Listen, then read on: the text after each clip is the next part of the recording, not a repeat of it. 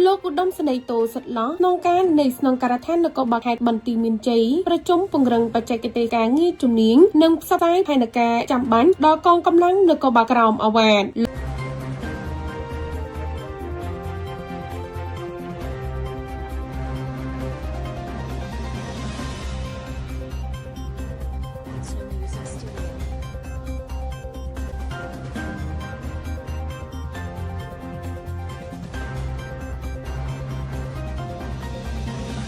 លោកឧត្តមសេនីយ៍តូសិតឡោះក្នុងការនៃស្នងការដ្ឋាននគរបាលខេត្តបន្ទាយមានជ័យនៅរសៀលថ្ងៃទី25ខែមេសាឆ្នាំ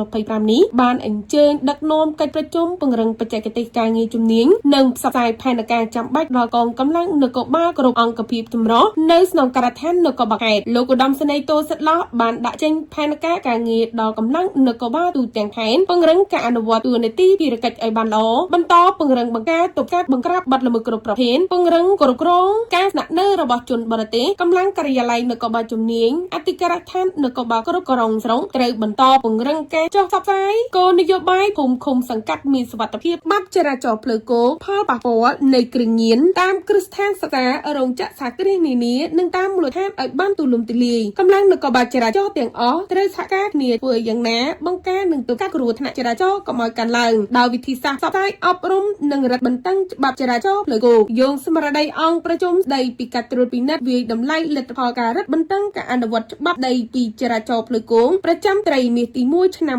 2025របស់អគ្គស្នងការដ្ឋាននគរបាលជាតិកាលពីថ្ងៃទី24ខែមេសាឆ្នាំ